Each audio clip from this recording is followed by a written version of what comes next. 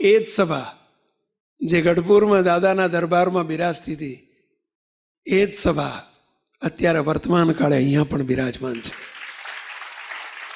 જે સભાના પતિ મહારાજ સભામાં બિરાજતા હતા, એ જ દાદા ખાચરના દરબારમાં બિરાજતા હતા. એ જ મહારાજ, એ જ કે એવા નહીં હો, એ જ મહારાજ અત્યારે આ સભામાં પ્રગટ અને પ્રત્યક્ષ બિરાજે છે. વિશ્વાસ આવે છે? આ જ કારણ સત્સંગની રીત છે ભાઈ. આ કારણ સત્સંગ અહીંથી જુદો પડે છે. હવે ભગવાન પામવાના કે પામી ચૂક્યા? મળવાના કે મળી ચૂક્યા? સાક્ષાત તો નહીં ને, તેજોમય તો નહીં જ ને. અરે આ તો પ્રતિમા છે. સાક્ષાત તો એમના ધામમાં છે, અધર. આ સમજીએ, આવું સમજીએ કે 1837માં પધાર્યા અને 1886માં મહારાજ જતા રહ્યા અને અક્ષરધામમાં જઈને બેઠા, અને હવે આપણે બધાએ અક્ષરધામમાં જવાનું છે. આને કહેવાય પરોક્ષપણે નિશ્ચય. આને શું કહેવાય પેલા? પરોક્ષપણે નિશ્ચય.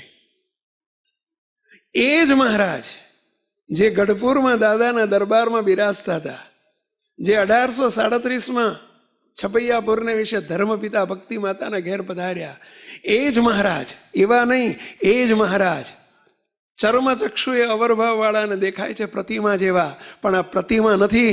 એ જ મહારાજ સાક્ષાત પ્રગટ અને પ્રત્યક્ષ મને મળ્યા છે અને આ સભામાં બિરાજે છે. એમ સમજવું, એને કહેવાય પ્રત્યક્ષ ભાવ. આને કહેવાય પ્રત્યક્ષપણે નિશ્ચય. આપણા બધાનો નિશ્ચય આવવો જોઈએ હો. મહારાજ ગયા તો કલ્યાણ પણ ગયું. શું બાકી રહ્યું પહેલા? મહારાજ જ કલ્યાણનું મૂળ છે. આપણું નાનું બાળક પણ અસ્વીકારવા તૈયાર ના થાય. તમારા ઘરમાં જે મૂર્તિ બિરાજે છે એ સાક્ષાત બિરાજે છે. મંદિરમાં બિરાજે છે એ સાક્ષાત બિરાજે છે.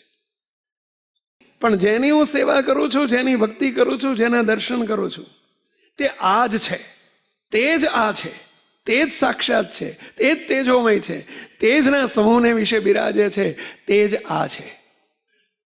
આપના ઘરમાં પણ એ જ મહારાજ બિરાજે છે. આપણે રોજ સવાર પૂજા પાથરીને બેસીએ છીએ, એ જ મહારાજ છે, સાક્ષાત જ છે. મોટા પુરુષ પણ સાક્ષાત છે, એ પ્રગટ અને પ્રત્યક્ષ છે. આને કહેવાય પ્રત્યક્ષપણે નિશ્ચય.